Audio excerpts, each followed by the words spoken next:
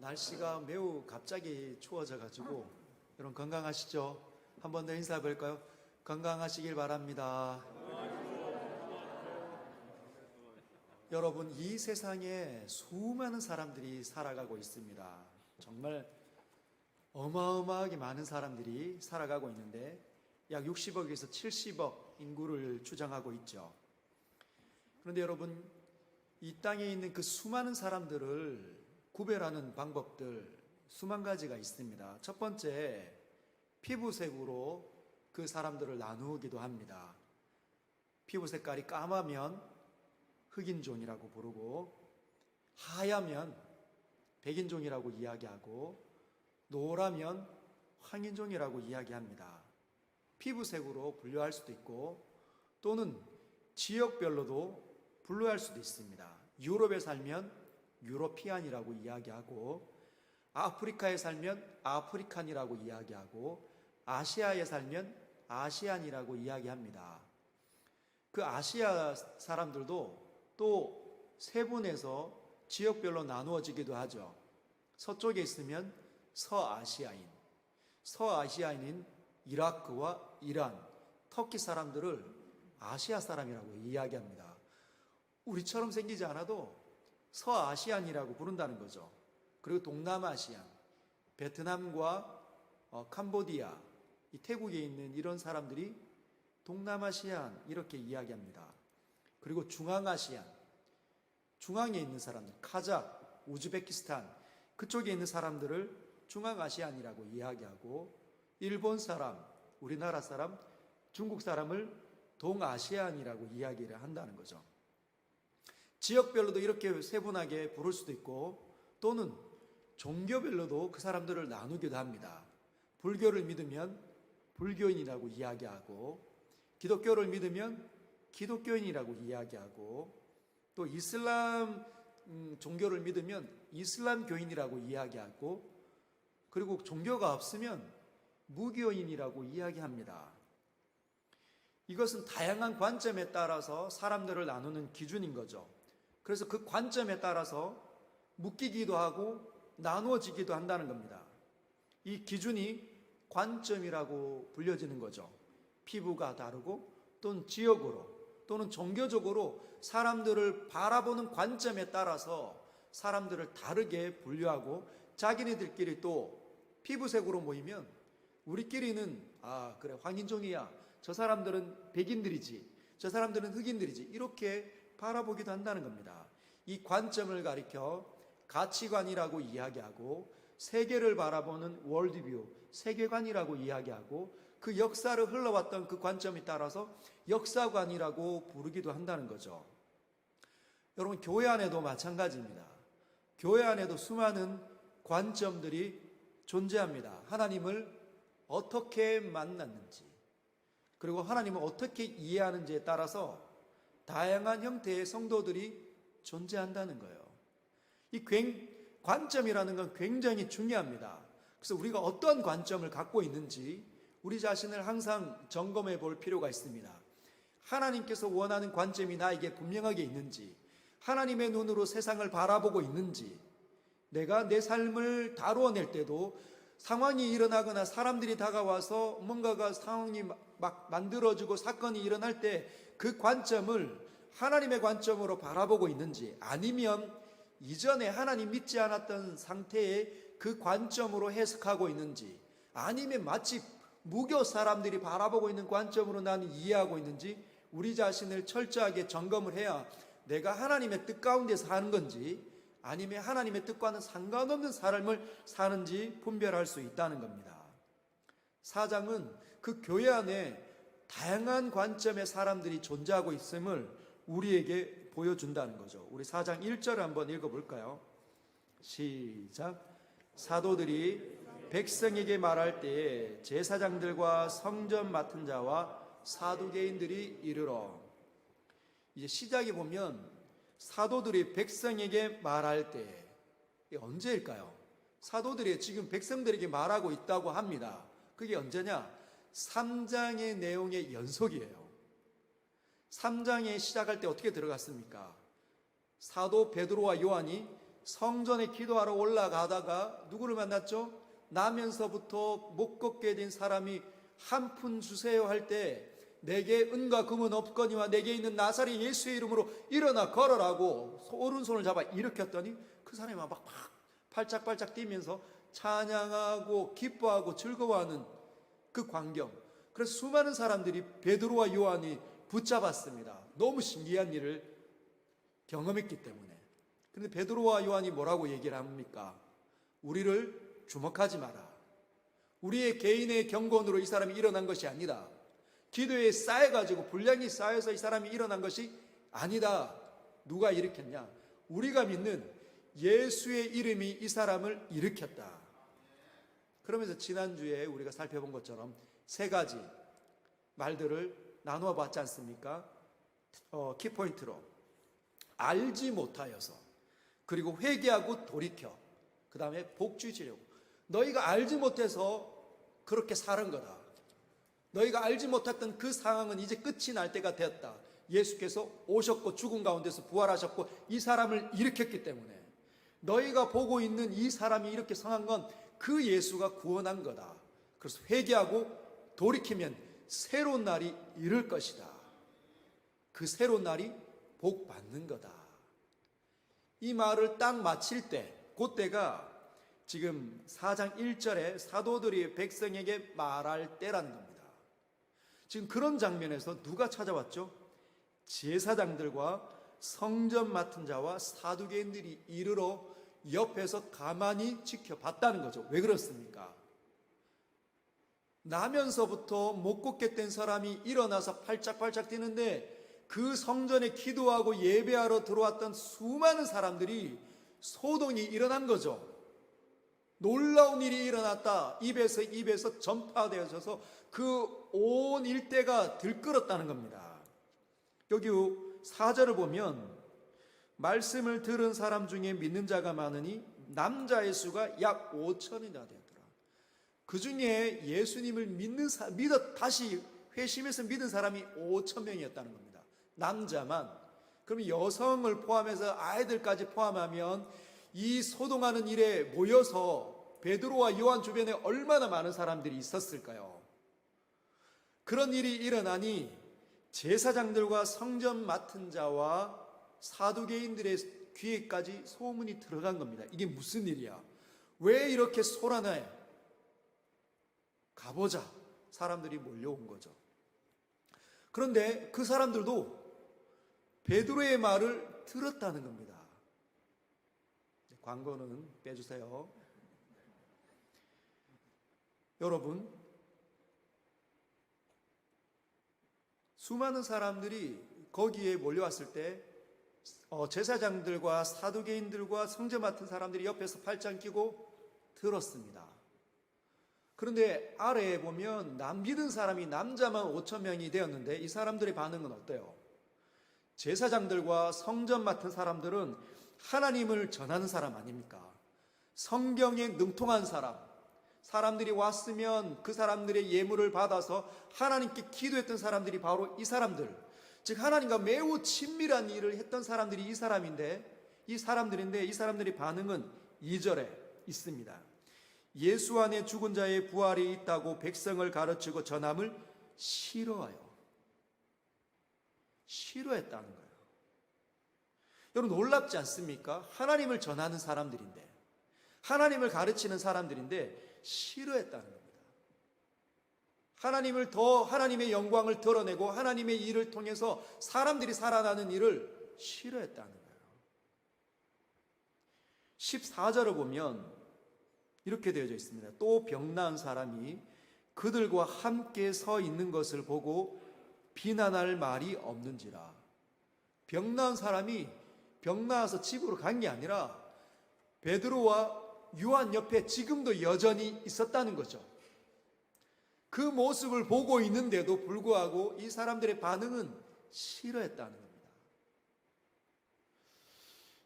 여러분, 정말 저는 이 사람들이 이럴 수 있구나, 이렇게 강팍해질 수 있구나, 마음이 하나님을 예배한다고 말하고 하나님을 섬기는 사람들의 이 마음이 순식간에 미끄러져서 어두워질 수 있다는 것이 너무 안타깝고 신기했습니다. 저와 여러분들의 마음은 어떻습니까? 하나님의 이 관점이 선명하고 늘 하나님의 이 세교관이, 하나님의 음성이 나에게 흐르고 뚫고 들어와서 내 안에서 모든 만물을 창조하시고 살려내는 그 하나님의 은혜가 되고 있는지 우리는 점검해 봐야 합니다. 사람이 떡으로만 사는 것이 아니라 하나님의 입에서 나오는 모든 말씀으로 산다고 예수께서 말씀하셨습니다. 여러분, 우리는 음식을 먹어야 살지만 하나님 말씀도 먹어야 다시 이 영혼이 새로워질 수 있다는 거죠. 하나님의 이 창조, 생명 안으로 들어가는 것, 마음에 샬롬이 있고 기쁨이 있고 영생을 맛보고 누리는 이 삶이 우리에게 주어져야 예수 믿는 사람입니다. 예수의 영광은 거기에 있는 거죠. 예수님은 죽었지만 다시 살아나셨습니다. 살아나셔서 영광 가운데 거하신다는 거죠. 그 예수님을 믿는 사람들은 죽음 가운데, 이 절망 가운데서 일어나야 된다는 겁니다. 우리 안에 일어나는 이 속 시끄러움, 마음을 괴롭게 하는 그 슬픔, 그 고난, 거기에 마음과 생각을 다 빼앗겨서 예수 믿는 사람의 이 존귀함을 잃어버리면 안 된다는 거죠. 특별히 오늘 이 예배는 하나님 앞에 드리는 예배이기 때문에 하나님을 만나야 합니다. 한 주간 동안 우리는 어쩔 수 없이 세상에 흩어져 사니까 세상의 소리를 들을 수밖에 없고 세상에 관계되어져서 세상의 어려움을 겪을 수밖에 없습니다. 그 말은 어두워질 수 있다는 거죠. 그러나 이 하나님 믿는 이 자리에서까지, 공동체로 모여서 살아계신 하나님을 예배하는 이 자리에서까지 마음이 어두워진 상태로 세상에 다시 나가서는 안 된다는 거죠. 주 예수를 믿으시길 바랍니다. 주 예수가 다시 우리 안에서 생명을 불어넣으시길 주님의 이름으로 축복합니다. 근데 이 사람들, 여기에 있는 사람들은, 하나님과 매우 친밀했던 이 사람들은 예수 안에 있는 죽은 자의 부활을 싫어했습니다. 받아들이기 싫었다는 거죠. 오늘날 많은 사람들도 그런 자리에 있는 사람들이 있습니다. 하나님의 말씀을 온전하게 받아들이지 않는 사람들이 있다는 거죠. 내가 믿겨지면 믿겠다. 내가 믿겨지는 만큼만 믿겠다라고 말한 사람들이 있습니다. 그렇게 말은 하지 않아도 마음속에서 삶이 그렇게 되어져 있어요. 여러분, 믿는 게 귀찮습니다. 그죠? 여러분, 예수 안으로 처음 들어오면 예수 믿는 것이 생각보다 부담스럽습니다. 어떤 분은 이렇게 이야기하지 않습니까? 나는 교회 안 나갈래. 왜 안 나가려고 하는데? 나는 술 못 끊겠어. 나는 담배 이건 절대 못 끊겠어. 그런 분들에게 뭐라고 말씀하죠? 그거 술, 담배 해도 되니 그냥 교회 나오시라고. 하나님 앞에 정말 하나님을 제대로 믿다 보면 그것이 끊어지니까 그냥 나오십시오. 근데 사람들은 그렇게 이야기합니다. 여러분, 술, 담배가 그 사람들에게는 그렇게 중요한 거예요. 근데 술, 담배를 안 하는 사람들은 이 세상에 중요한 게 술, 담배보다 중요한 게 훨씬 많다는 걸 압니다. 그런데 별것 아닌데 내 인생에게 아무런 도움이 되지 않지만 그거 못 끊는다고 생각을 하고 하나님 믿는 것 힘들어합니다. 예수 믿어 천국은 가고 싶지만 변화되는 것은 그렇게 쉽지 않다는 것이죠. 통제받고 싶어 하지 않는다는 겁니다. 내 인생을 이제까지 내 마음대로 살았는데 통제받는 것, 선해지고 좋아지고 발라지는 것 원하지 않는다는 거죠. 여러분, 이익은 챙기지만 책임과 의무는 다하지 않겠다. 생각보다 욕심이 많습니다. 그래서 사실은 우리 같은 사람이 예수 믿는 것이 나면서부터 한 번도 걷지 못한 사람이 걷는 것보다 더 신기한 일이에요. 저와 여러분들이 예수 믿어서 이 자리에 앉아서 모든 사람들이 쉬고 있는 이 일요일 날 우리는 주일로 지키며 주 예수께서 살아난 날이니 주님을 경배하는 날이니 주일로 지키면서 모여서 예배하는 것. 누가 하는 겁니까? 기적이 일어났기 때문에. 기적이 일어났기 때문에 이 일이 우리에게서 일어났다는 거죠. 여러분, 저는 그 기적을 경험한 사람입니다. 제 같은 사람이 예수님을 믿는다. 기적이 일어나지 않으면 있을 수 없는 일인 것이죠. 저는 어릴 때, 중학교 때 교회를 향하여서 늘 욕을 했습니다. TV에 나오면 TV에서 늘 막 박수치고 막 열렬하게 이렇게 하는 모습들을 보면서 미친 사람들의 모인 집단이다, 이렇게 생각을 했어요. 그리고 제 친구가 그렇게 3년 동안 저를 따라다니면서 기칠아, 제발 교회 가자. 나를 따라 한 번만 교회 가주라. 그러면 그에게 늘 이렇게 얘기했습니다. 아미타불, 절에 가자. 세상에 신이 어디 있느냐? 신이 있으면 내 주먹을 믿겠다, 차라리. 그러면서도 여러분, 저는 시험 칠 때가 되면 항상 기도했습니다. 하나님을 찾았어요. 얼마나 간사하고 못된 욕심이 있는 사람일까요? 하나님 찾으며, 하나님만 찾은 게 아니라 하나님, 부처님, 알라신, 세상에 있는 모든 신들은 제 기도를 들어주십시오. 뭘 기도했습니까? 시험 잘 쳐서 좋은 성적 얻기를. 예수 믿는 사람들을 향하여서 가진 욕을 다 했던 사람이 자기가 어려움에 봉착하면 그 이익을 얻기 위해서 엎드리는, 정말 이기적이고 욕도 잘하고 마음의 시기와 질투가 있는 전형적인 사람이 저였습니다.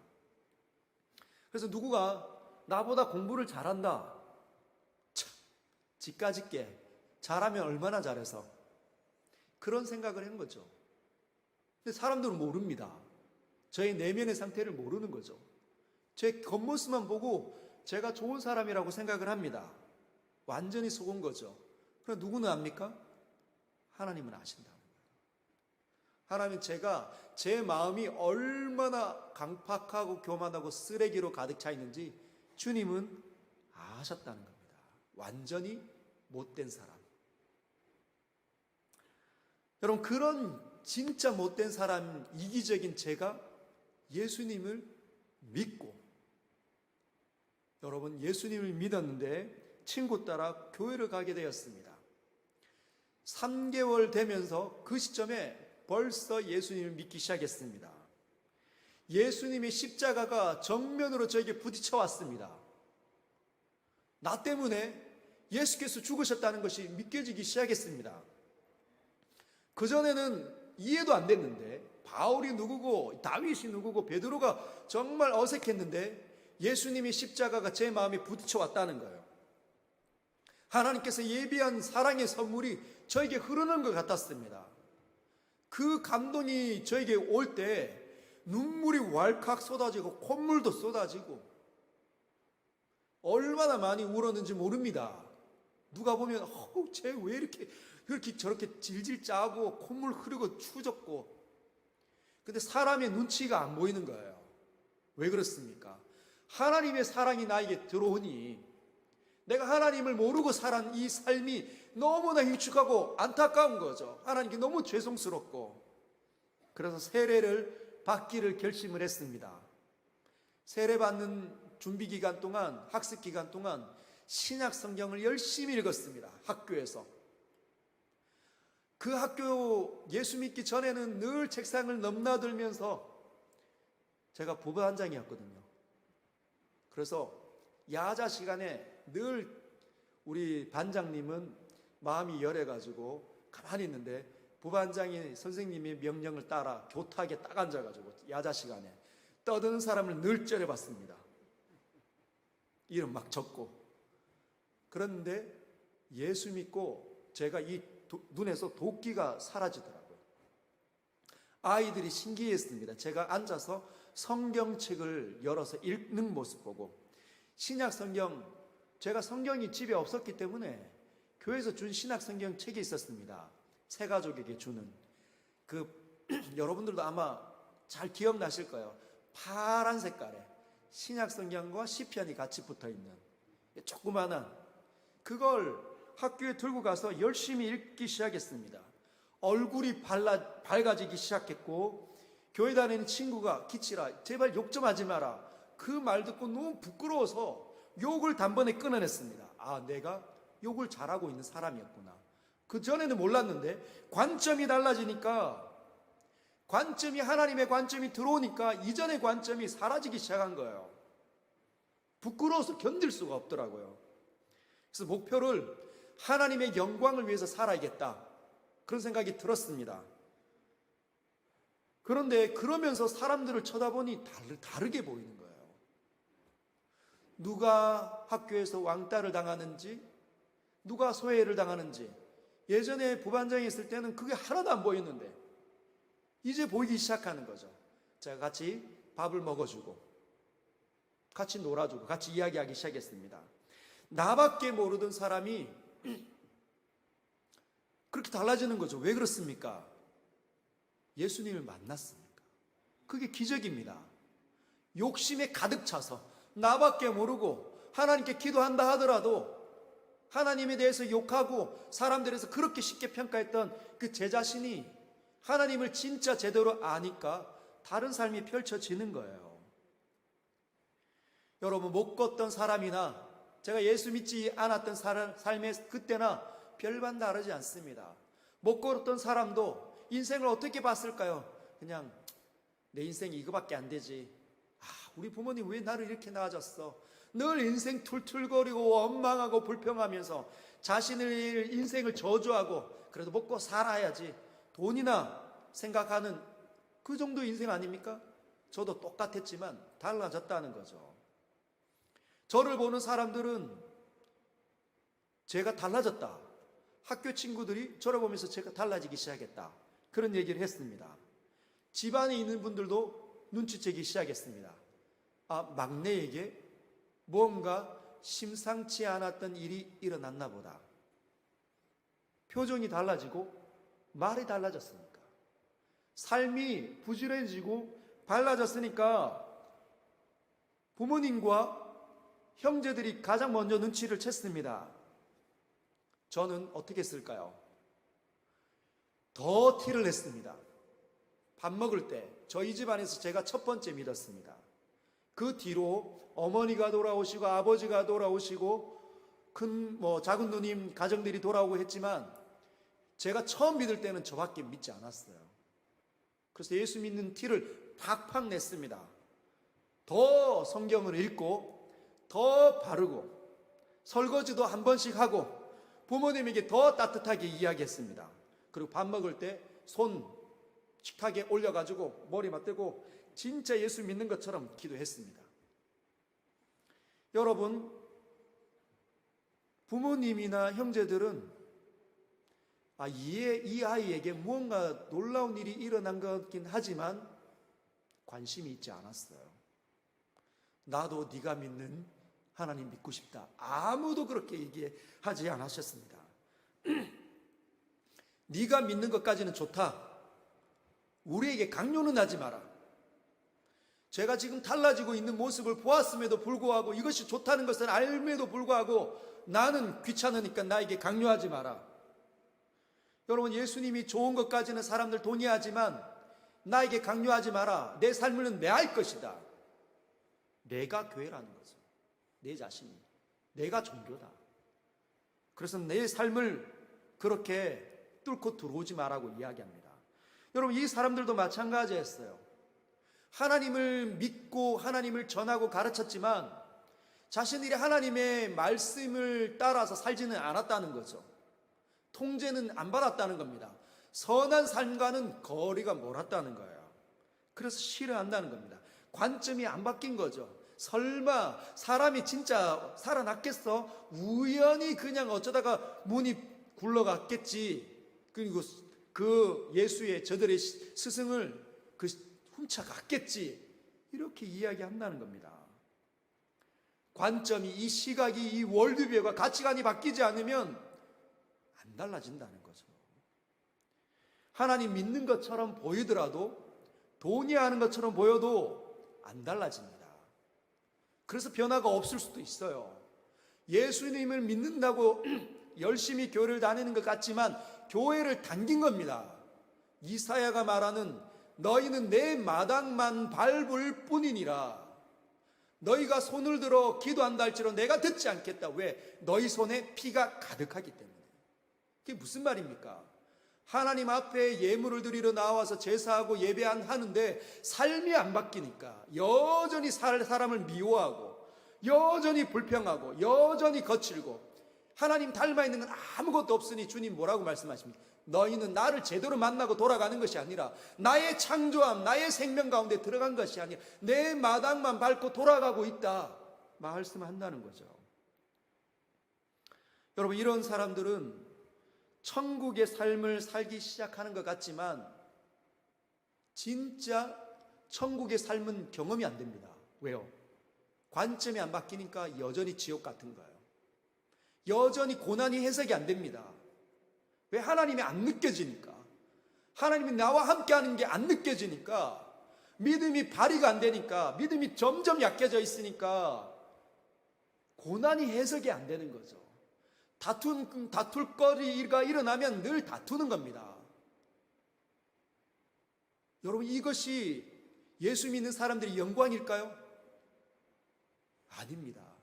예수 믿는 사람들은 하늘의 이 영광과 하늘의 기쁨을 맛보고 사는 사람들입니다. 여러분, 성경책을 들여다보십시오. 성경책에 어디가 하나님 믿는데 하나님의 영광을 못 본다 말하고 있습니까? 찬송을 한번 들여다보십시오. 영생을 맛보고 주 안에 이 기쁨을 누린다고 다 말하지 않습니까? 높은 산이 거친들이 초막이나 궁궐이나 내 주 예수 모신 것이 그 어디나 하늘나라이다. 궁궐에만, 이 큰 아파트 막 사업이 막 잘 될 때만 천국이 아니라 빈들 초막에도 그곳에 거해도 상황이 안 풀려도 하늘의 영광을 맛봐야 그것이 믿음의 영광이라는 거예요. 누군가가 우리에게 와서 물어야 합니다. 어떻게 그럴 수 있습니까? 어떻게 그럴 수 있어요? 예수 믿어보세요. 예수 믿으면 이런 삶이 당신에게 주어질 겁니다. 이 베드로가 말하는 게 그런 거죠. 여러분, 그래서 교회 안에도 가끔씩 보면 이런 분들이 있더라고요. 얼마나 안타까운지 모릅니다. 아무리 강단에서 은혜를 이야기하고 예수를 이야기해도 늘 자기는 은혜의 변두리에 있습니다. 아, 그래, 남들은 은혜 받으면 되지 뭐. 나는 그냥 이대로 살면 되지. 여러분, 이대로 살다가 하늘나라가 안 열릴 수도 있다는 거예요. 지금도 한 번도 경험한 적이 없는데 어떻게 죽어서 하늘나라가 열리겠습니까?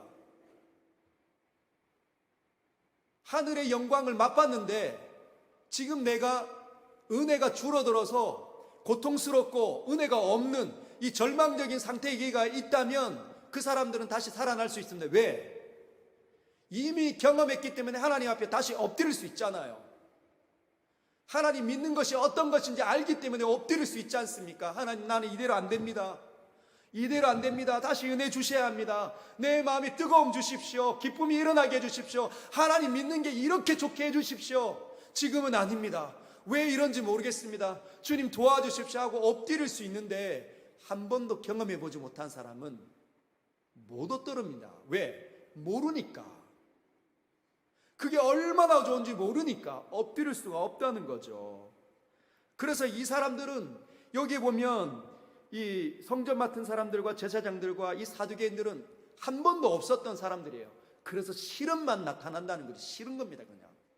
예수 믿어서 요란하게 다니는 것, 하나님의 은혜 가운데 요란하게 믿는 것, 싫은 겁니다. 여러분, 5절을 보면 이렇게 되어져 있어요. 이튿날 관리들과 장로들과 서기관들이 예루살렘에 모였는데 이 사람들을 막 하룻밤 가두어 놨습니다. 하도 떠드는 사람이 많고 수많은 사람들이 말씀 믿고 다시 돌아가니까 큰일 났다 해서 가두어 놨습니다. 가두어 놓는 그 중에 어떤 사람들이 모였냐? 대제사장 안나스와 가야바와 요한과 알렉산더와 및 대제사장의 문중이 다 참여하여. 그때 얼마나 소동이 일어났냐면 대제사장이라고, 대제사장은 그의 딱 한 명입니다. 그 작년에 재작년에 했던 대제사장이었던 사람들은 늘 대제사장 그 명예를 가지고 있는 거예요. 나는 대제사장이었지. 이 사람들이 모였습니다. 이 어마어마한 힘을 가진 사람들이 막 몰려왔습니다. 그래서 묻는 거죠. 7절에 사도들을 가운데 세우고 묻되 너희가 무슨 권세와 누구의 이름으로 이 일을 행하였느냐 따지는 겁니다. 너희가 무슨 자격으로 이 소동을 벌였느냐, 누구의 이름으로 이 일을 했느냐 따져 묻습니다. 여러분, 지도자들이 모인 최고의 법정 아닙니까? 오늘날처럼 안 가도 되는 곳이 아닙니다.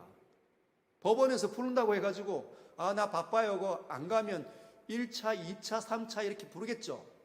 전 잘 모르지만. 그런데 오늘날하고는 다른, 이때는 그냥 가두어 놓을 수 있는 힘이 있는 사람들 집단이에요. 그리고 자기네들이 사형을 집행할 수는 없지만 어떻게 하죠? 이 사람을 죽여주십시오 하고 로마 법정으로 보낼 수 있는 힘이 있는 사람들입니다. 그 자리에 세워서 묻는다는 거죠. 너희가 무슨 권세로 이 일을 했느냐? 저와 여러분이면 어떨까요? 심장이 쿵떡쿵떡, 현기증이 막 나는 거죠. 그럼 사실은 제가 강단에 설 때마다 생각보다 심장이 두근두근합니다. 이 자리가 어려운 자리예요. 여러분 처음 만났을 때는 강단에 올라와서 머리가 하얗습니다. 얼마나 긴장이 되는지. 사내들인 이 공의회 앞에 섰던 베드로와 요한이 어땠을까요? 얼마나 긴장됐을까요? 벌써 몇 달 전에 예수께서 그들 앞에 서서 죽으셨지 않습니까? 그들에게 법정에 서서 사형 선고를 받았습니다. 그런데 베드로가 이렇게 이야기하죠. 8절에 이에 베드로가 성령이 충만하여. 베드로가 용기가 생겨났습니다. 왜? 하나님의 이 생명이, 하나님의 영이 충만하니까 용기 있게 하는 거예요. 성령이 충만하다. 그건 그런 증상을 보입니다. 세상이 어려움이 부딪혀온다 하더라도 성령이 충만하면 이거 별것 아니지. 왜? 살아계신 하나님께서 내 뒤에 계시니까. 남편에게 여보 걱정하지 마. 기도 잘 못하는 아내 남편에게도 이야기합니다. 여보 걱정하지 마. 내가 있잖아. 나 하나님 너무너무 사랑해. 내가 믿는 하나님 앞에 당신의 이름을 들고 날마다 기도할 테니까 걱정하지 말고 세상에 가서 마음껏 일해. 그럴 수 있는 사람이 바로 성령 충만한 사람입니다. 어려우면 당신 왜 이거밖에 못하냐? 우리 이거로 살 수 있겠냐? 늘 현실만, 하나님이 보이지 않으니, 이 현실보다 크신 하나님이 보이지 않으니 이 현실에 묶여서 다 잃어버리는 거예요. 근데 베드로는 성령이 충만했습니다. 그러면서 이야기합니다. 백성의 관리들과 장로들아, 높은 사람들을 향하여서 백성의 관리들과 장로들아, 9절에 이야기하죠. 만일 병자에게 행한 착한 일에 대하여 이 사람이 어떻게 구원받았냐고 오늘 우리에게 질문한다면, 너희가 질문하는 게 이거 맞냐? 여러분, 첫 번째 변증을 하는데 첫 번째 병 나은 일이 착한 일이냐 나쁜 일이냐, 이건 물은 겁니다. 여러분, 예수 믿어서 성령이 충만하다는 것은 막 무대뽀가 아니에요. 가장 지혜로움.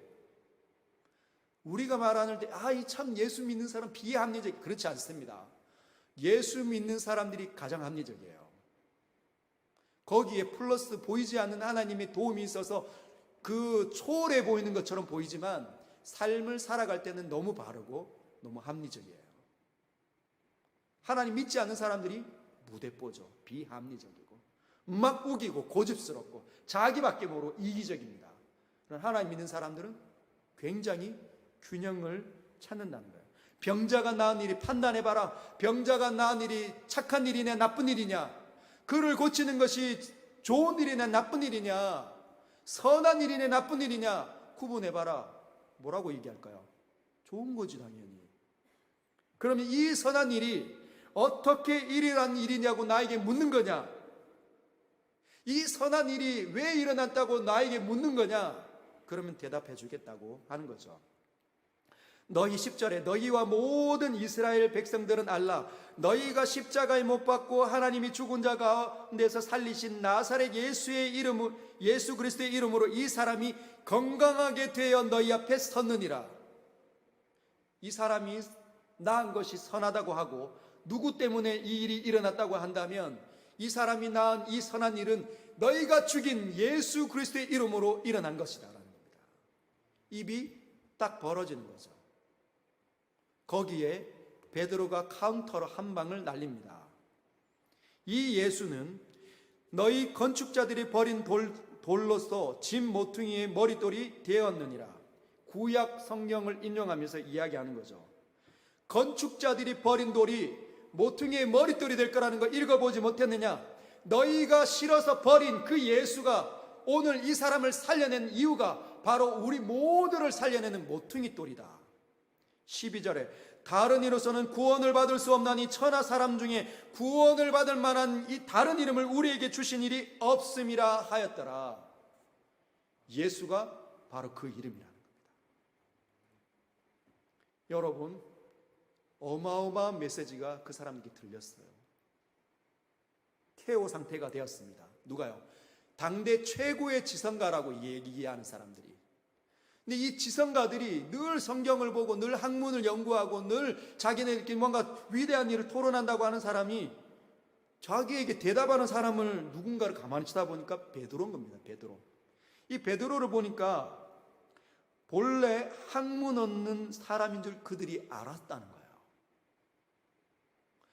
베드로가 어떤 사람인지 그 당시에 동네 사람들이 읽혀졌냐?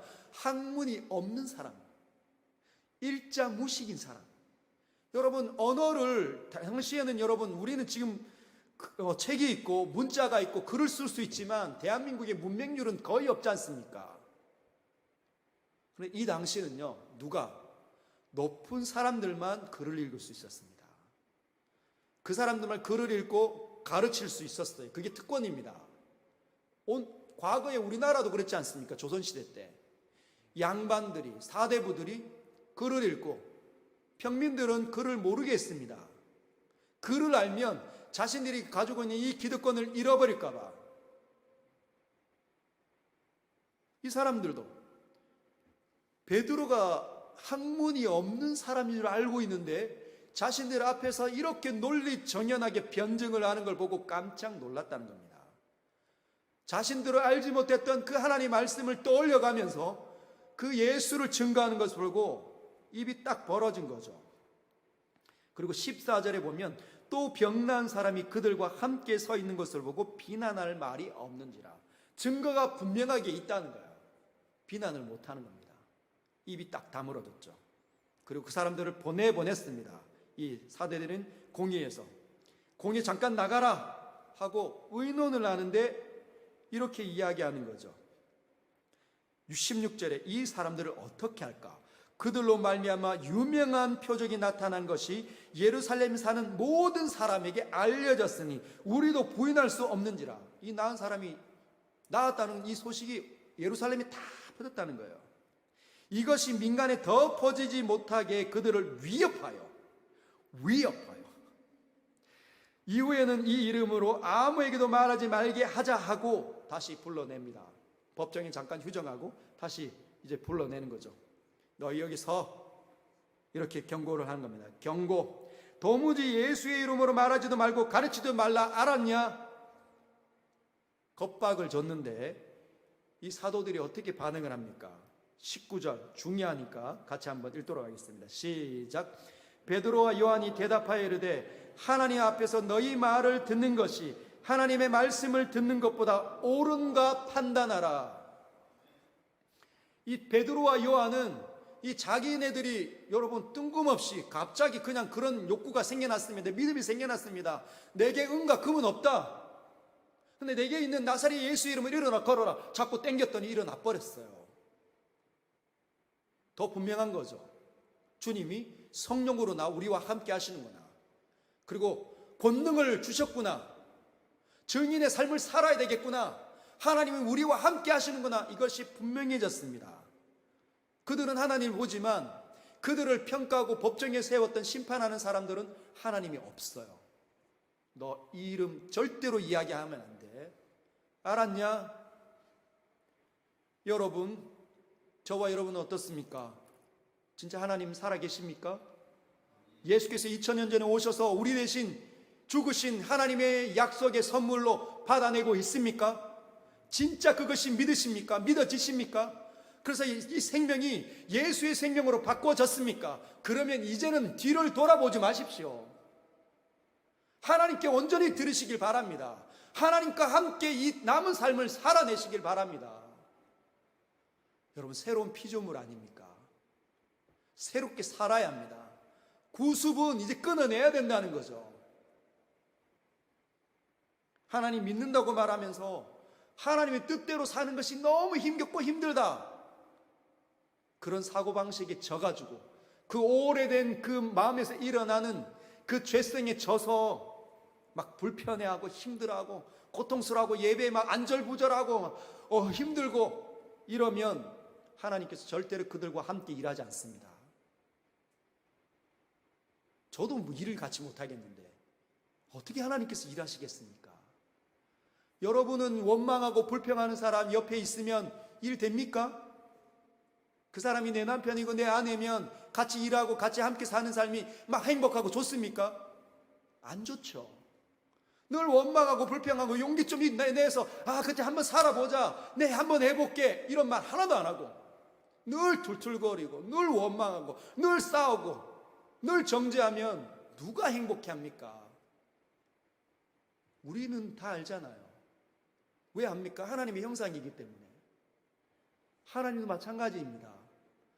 하나님께서 모든 걸 주셨는데 아들을 줘서 가장 존귀하신, 세상의 영광보다 존귀하신 아들을 줘서 살려낸 사람들이 하나님을 기뻐하지 않는다.